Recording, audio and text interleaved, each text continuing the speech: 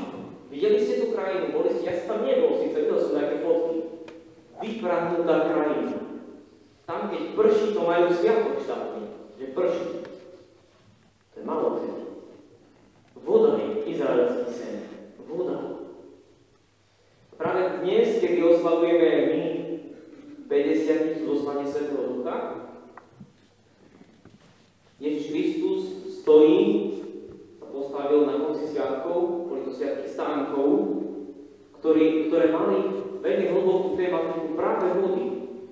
A Ježiš Kristus, a teda Evanjelium, čo si vážne o ňom vyhlasuje, čo si aj také drze. Z jeho vnútra potečú prúdy živej vody. To je Kristovo pristúpenie pre mňa a pre teba. Z jeho vnútra potečú prúdy živej vody. Izraelský sen. Prečo? Vidíme, že počas tých sviatkov vlastne to čítal. A čítalo sa počas týchto sviatkov aj proroctvo z proroka Ezechiela. A tento Ezechiel vo svojom videní hovorí: videl som muža, ktorý mi ukazoval Jeruzalém. Voviedol ma do chrámu jeruzalemského. I vidím, že spred oltára vyviera voda a tečie von. Vyšli sme von ku bráne a vidím, že táto voda tečie ďalej. A keď sme vyšli za múr, za bránu a prešli sme, ten muž premeral 1000 lakťov nižšie a prešli sme cez vodu, bola mi po členky. A keď sme premerali ďalších 1000 lakťov a prešli sme cez vodu, bola mi po kolena. A keď sme premerali ďalších 1000 lakťov a prešli sme cez vodu, bola mi po pás. Ale keď sme premerali ďalších 1000 lakťov, už sme cez vodu nemohli prejsť, lebo bola to mohutná rieka. A tento muž hovorí: a táto rieka tečie ďalej a uzdravuje všetky vody, uzdravuje more. Vieme, že na čo je to narážka. Izraelita majú mŕtve more, ktoré je slané. A to nie je ako oceán, že je slaný, že more je slané, tak aj také ryby tam nejaké dokážu prežiť, ale to je tak slané, že tam je mŕtvo. Tam nedokážu nič žiť. A hovorí, táto voda uzdravuje tieto vody. Táto voda uzdravuje tieto vody slané. A živočíchy, ktoré sa nechajú strhnúť touto vodou a doplávajú až tam, nájdu život. Ale tie, ktoré ostanú v zátoke, ktoré ostanú v nejakom mŕtvom ramene, tie zahynú. Viete, bratia a sestry, toto bol sen Izraela. Mať takéto vody, okolo ktorých by všetko žilo a rástlo, rozkvitalo. Veľmi ťažko oni museli tú vodu, ktorú mal veľmi ťažko s každou kvapkou hospodáriť. A nastavovali si kanále, aby priviedli vody, aj dokázali zavlažovať svoju krajinu. Veľmi ťažkým spôsobom. My dodnes, keď pozeráme správy, poľnohospodári, keď sucho pláču, bo je sucho, ešte preto 1000 ročne ešte stále nemáme zavlažovacie kanály. A Izrael mal 5000 rokov dozadu už. My ešte stále nemáme, bo ešte sme nepochopili, že to treba. Bratia a sestry, sen Izraela bola voda. Zmysel ich života bolo, alebo túžili po vode. Potom, aby mali živú vodu. Čo je mojím a tvojím zmyslom života? Po čom túžiš? Čo je tvojou vodou v tvojom živote?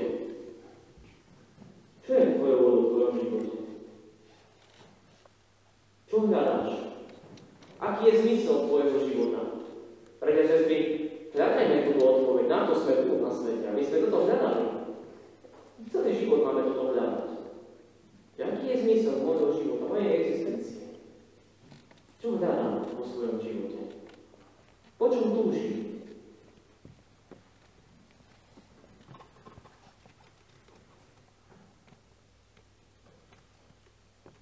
Dnes používame zelenú farbu ako farbu života. Keď človek pozerá televíziu, tak viacej reklám chodia aj nejakých programov. A chodila jedna zaujímavá reklama jednej samozrejme nemenovanej spoločnosti, ktorá vyrába nealkoholické nápoje. No a v tejto reklame dali títo tvorcovia do tejto reklamy hovoriaci automat. No a teraz ten automat ide človek okolo a ten automat hovorí: daj si, poď, daj si. No a keď si človek kúpil, no tak global napísa, vypí. A teraz hovorí: si istý, že piješ to, čo piješ? Pozri sa pod etiketu. Dali do etiketu a zistili, že tam je trošku iný nápoj.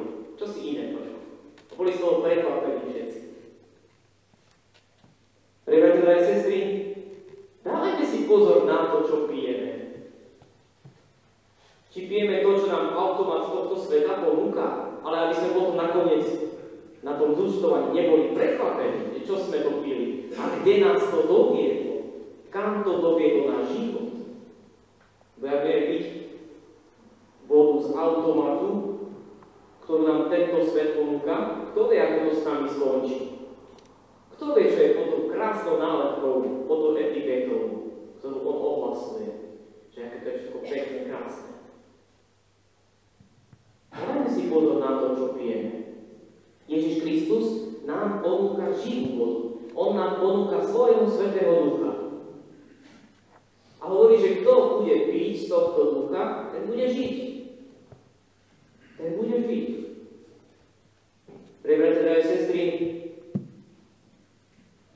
Svätý Duch je tá mohutná rieka, o ktorej píše prorok Ezechiel. Svätý Duch je tá mohutná rieka. A ona tečie, ona prúdi. Kde? V korite. V jakom korite? V korite, ktorý sa volá cirkev. Toto korito sa volá cirkev. Ak podľahneš dnešnému takému modernému názoru, že o cirkvi a všetko, čo je z neho spoločné, sa treba držať tak bokom, a to mnohí aj kresťania, ktorí chodíte do chrámu, sa toho držíte, že ešte na liturgiu, hej, ale nikdy viac na nič iné. Ešte na liturgiu, hej, počkej, tak nás to je, na liturgiu ešte, hej. Ale inak nič s cirkvou nemá spoločné, nič. Ak budeš stáť bokom od tohto korita, zostaneš v spojatej vode, v záruke, v mŕtvom rameni, kde zahyneš. Ale ak sa odvážne postavíš do stredu tohto korita, prúd vody ťa strhne zo sebou. Strhne ťa. Svätý Duch, to je sila, to je moc výsosti. Strhne ťa a odplaví ťa, odnesie ťa tam, kde nájdeš život. Odnesie ťa do života. Bratia a sestry, v skutočnosti snom každého človeka je život. Je život.